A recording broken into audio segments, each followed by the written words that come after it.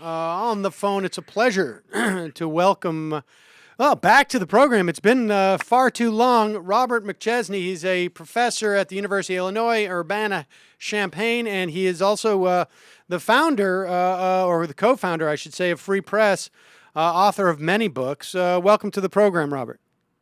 Hey, Sam. It's my pleasure to be here.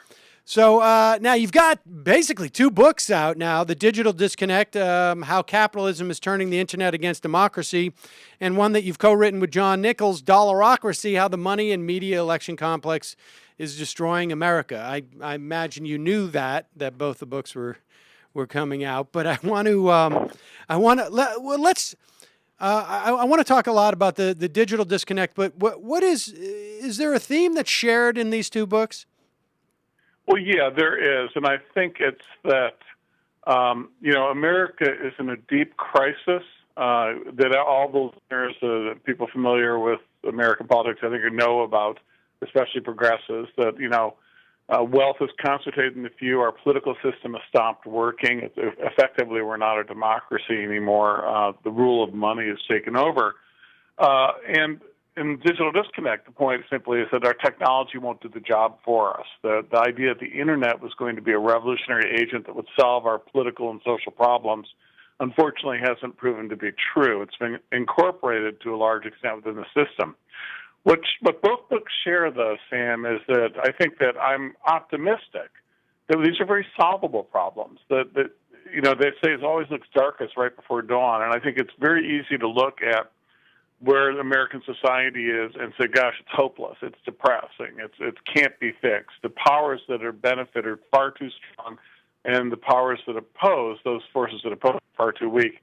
And I would say the better way to understand our situation today is that for the first time in my lifetime, a majority of the American people, and this is the proper show for to be on, the Majority Report, are pretty progressive. And that actually the moneyed interests are now desperate. They have to rig it so they can buy elections, thanks to Citizens United. They have to rig it so they can suppress the vote because they know they can't win a fair election. We've got the numbers on our side, and I think both books are fused really with an optimism. We want an honest appraisal of where things are at in our country, but we have to understand that we absolutely can win this fight. The other side knows it. We ought to know it too.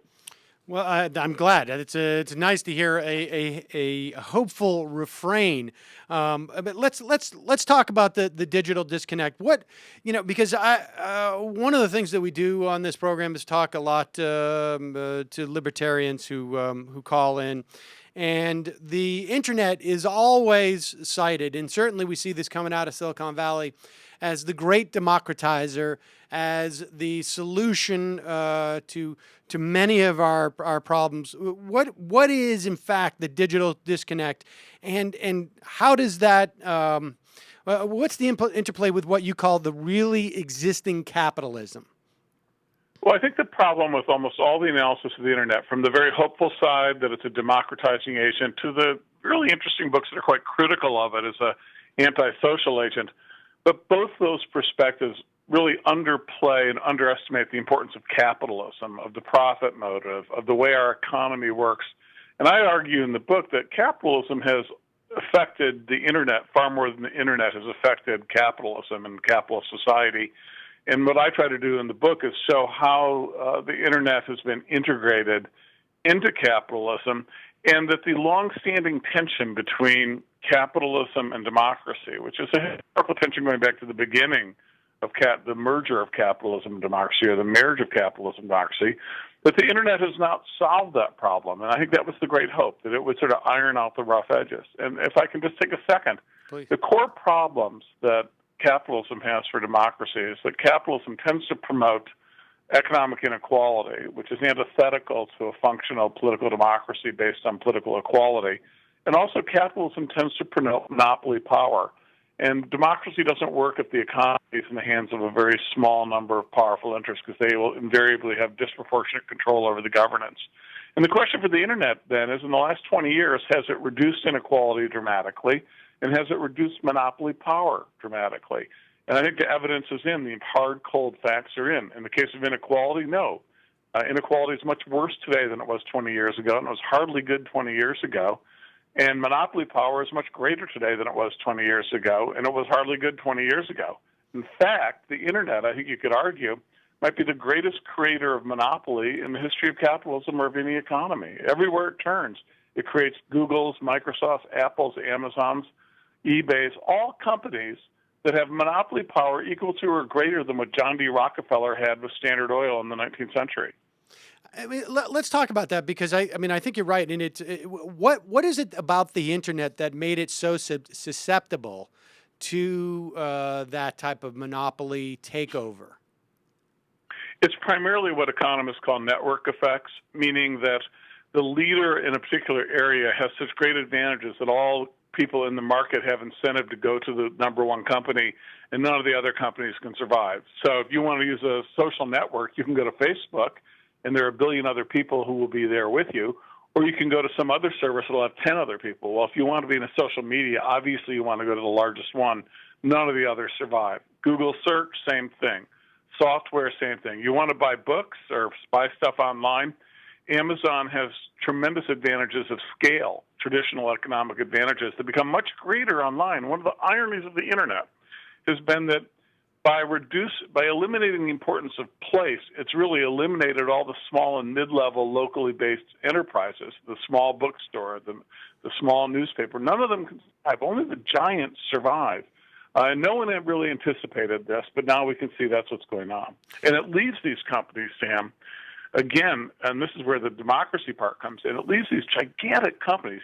12 of the 30 largest companies in America today are internet monopolies. 12 of the 30. Right.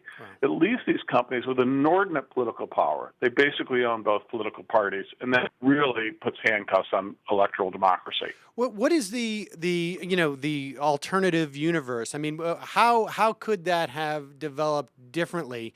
And what would you say to someone who says, well, I mean, why would you want to go on any social networking site if it wasn't a monopoly or it didn't sort of end up being one? You know, I mean, you want to be on a social networking site, I guess, where everybody is, presumably. And so what's the value of a social networking site that is somehow restricted in some fashion from becoming a monopoly?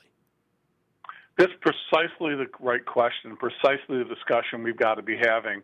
Now, ironically, Milton Friedman's mentor at the University of Chicago, an economist named Simons, who was a free market economist, his argument was that when you have private network monopolies, like the ones we've just been describing in a capitalist economy, that what it's crucial that they be taken over and nationalized and be made publicly run. If you have a natural monopoly, you cannot allow it to remain in private hands. If it can't be broken up successfully into smaller parts, then you have to make it a public monopoly.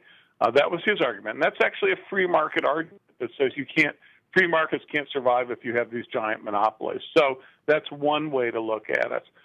That's one approach, and that's ironically, as I said, not a socialist argument as much as it's also a free market argument. Regulation comes into play too. For example, online, the way these companies make money is by what we now have come to learn is extraordinarily spying on everything we do online. I mean, if you get something for free on the internet, you're not the customer, you're the product. And right. The way Google and Microsoft and Yahoo and these companies, Facebook, make money is they basically know everything we do online, know everything about us. They package that material, and then they use it to sell us stuff and to manipulate us. And we have very little privacy protection, as we've learned. I think if we put in strict privacy protection, then there would be less of a concern. When we have almost no privacy protection, combined with the political power these companies have, you end up with a situation like we have with the NSA scandal, which basically means huge private unaccountable power merging with government police power and being entirely unaccountable to anyone.